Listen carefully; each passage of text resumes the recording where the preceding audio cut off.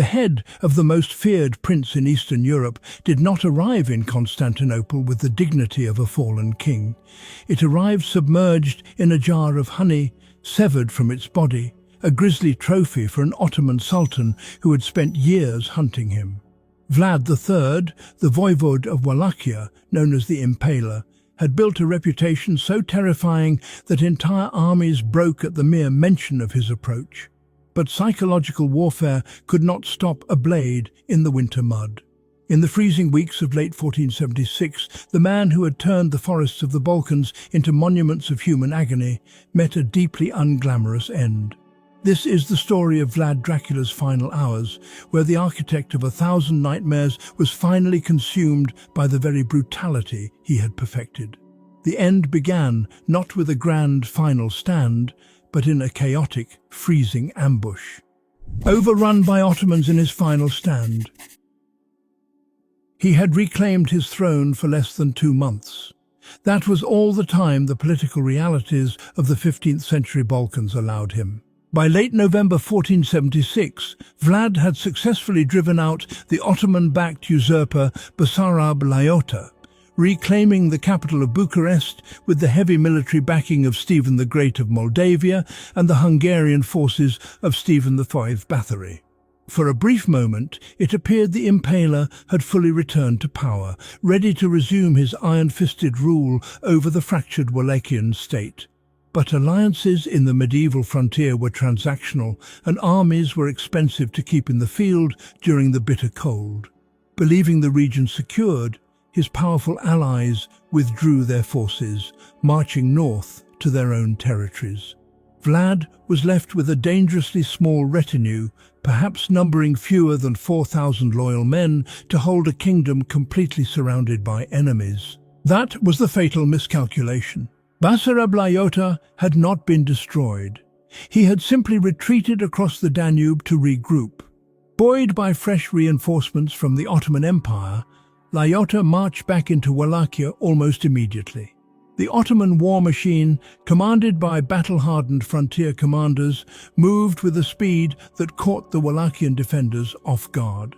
The exact location of the final clash remains obscured by centuries of conflicting accounts, though most historians place it somewhere on the road between Bucharest and the fortified Danube port of Giurgiu. What is heavily documented is the desperate nature of the encounter. The Wallachian winter was unforgiving. The ground would have been frozen hard, the dense forests stripped of foliage, offering little cover for a small force trying to maneuver against a larger army. Vlad's small contingent found itself suddenly overwhelmed by the advancing Ottoman vanguard. He had fought his way out of impossible odds before, utilizing guerrilla tactics, scorched earth policies, and night attacks that shattered enemy morale. He knew how to leverage fear better than any commander of his age. But here's the thing about ruling entirely through terror. When the tide of battle turns, fear rarely inspires loyalty. Vlad had spent his previous reigns systematically decimating the Wallachian nobility, the boyars, impaling them by the hundreds to centralize his own power. He had destroyed the very class of military elites who would normally rally their own peasant levies to defend the crown. In his final hours, standing in the freezing mud against an overwhelming Ottoman force, he found himself leading men whose primary loyalty lay with survival, not with their prince. The battle devolved rapidly from a defensive stand into a fragmented, brutal skirmish in the heavy fog and bare trees. The Ottoman forces, utilizing their superior numbers and highly disciplined Janissary infantry, collapsed the Wallachian flanks. There was no grand strategy left to deploy, no elaborate trap to spring. It was a chaotic clash of steel, desperate shouting, and men dying in the freezing dirt. He had survived decades of imprisonment, betrayal, and war by outthinking and out-terrifying his opponents. But the winter of 1476 was different. This time, the forest offered no sanctuary, and the men closing in around him could not be frightened away. Decapitated in the winter mud. The exact strike that ended the life of Vlad the Impaler remains buried in the confusion of medieval combat. What is certain is the profound indignity of his final moments. According to a surviving account written by the Russian diplomat Fedor Kuritsyn shortly after the events, Vlad's death was an accidental byproduct of his own aggressive command style. Kuritsyn recorded that as the Wallachians successfully repelled an initial Ottoman surge, Vlad rode to the top of a small hill to observe the retreating enemy, pulling away from the protective circle of his guards. In the chaotic, low-visibility environment of a 15th century battlefield, he was allegedly mistaken for an Ottoman commander by his own men. According to this version of events, one of his own soldiers fatally wounded him, striking a fatal blow before realizing he had killed his sovereign. Other historical sources, however, suggest a far more calculated end. The Wallachian boyars who marched with him knew that Basarab Laiotă was returning with overwhelming force. Many of these nobles had secretly maintained back-channel communications with the Ottomans to ensure their own lands and lives would be spared. In this narrative, Vlad was not struck by a blind lance in the fog, but assassinated in the midst of the fighting by men who had simply decided his reign was no longer politically viable. He was struck down from behind, betrayed by the very nobles he had spent a lifetime trying to break. Whatever the precise mechanism of his death, what followed was a demonstration of how power operated on the Ottoman frontier. A dead prince on a battlefield was only a rumor.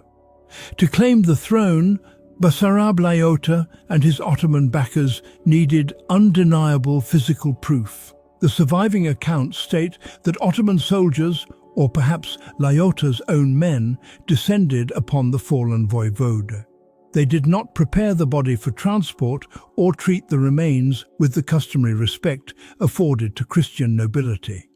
Instead, they took his life directly. The execution was not a ceremonial event, but a battlefield elimination performed in the freezing mud. They removed his head, separating it from the rest of his body, reducing a man who had commanded absolute authority into a gruesome piece of political currency. The removal of the head was a standard practice in ancient and medieval warfare, serving as an undeniable receipt of victory. But for Vlad, it carried a specific heavy irony. He had made his name by mutilating the bodies of his enemies, leaving thousands of corpses on display to send a message of absolute dominance. Now his own corpse was being dismantled to send a message to the rest of Europe. The physical reality of this moment is stark. The heavy furs and armor he wore would have been stripped away as loot. The man who had dined among a forest of impaled victims outside Târgoviște, seemingly immune to the horrors of violence, was left bleeding out into the frozen Wallachian soil. The body was abandoned, a discarded shell of a deeply feared man. The real prize was already moving south, carefully preserved for a sultan who demanded absolute proof. Head displayed on a spike in Constantinople. A journey of over 400 miles separated the freezing plains of Wallachia from the warm, opulent capital of the Ottoman Empire. For the courier carrying a sealed leather bag, speed was essential. To survive the long journey south across the Danube, through the treacherous passes of the Balkan Mountains, and down into the Thracian plains, the severed head of Vlad Dracula had to be protected from decomposition. The Ottomans employed a common medieval method for this grim logistical challenge. The head was submerged in a container filled with wild honey. The natural antibacterial properties of the honey acted as a preservative, arresting the decay of the flesh and ensuring that the facial features would remain recognizable upon arrival. When the courier finally rode through the massive stone gates of Constantinople, he carried the conclusion to one of the most bitter personal rivalries of the 15th century. Sultan Mehmed II, known as the Conqueror, had not forgotten Vlad. Years earlier, in the summer of 1462, Mehmed had personally led a massive invasion force into Wallachia, intent on turning the territory into an Ottoman province. During that campaign, Vlad had launched a daring night attack directly into the Sultan's camp, aiming to assassinate Mehmed in his tent. The attack failed, but the psychological impact was profound. Days later, as the Ottoman army marched toward the Wallachian capital of Târgoviște, Mehmed encountered a sight that halted his advance: the Forest of the Impaled. Over 20,000 Ottoman prisoners of war and Wallachian civilians had been impaled on tall wooden stakes, their bodies left to rot in the sun. The Greek historian Laonikos Chalkokondyles recorded that even the Sultan, a man who had conquered Constantinople and shattered empires, stood in stunned silence before the horrific display, marveling at the ruthless psychological warfare of the Wallachian prince. Now, 14 years later, the architect of that forest was dead. Mehmed ordered the head to be taken from the honey and prepared for public display. The Ottoman authorities wanted no ambiguity regarding the fate of the rebellious prince. According to contemporary chroniclers, the head was driven onto a high wooden stake and erected in a prominent public square in Constantinople. The contrast is inescapable. The man who had revolutionized the use of the wooden stake as an instrument of state terror, who had impaled thousands to secure his borders and punish his enemies, ended his narrative mounted on a stake himself. The citizens of Constantinople, many of whom had lost sons, brothers and fathers to Vlad's campaigns, gathered to look up at the preserved features of the Kazikli voivode, the Impaler lord.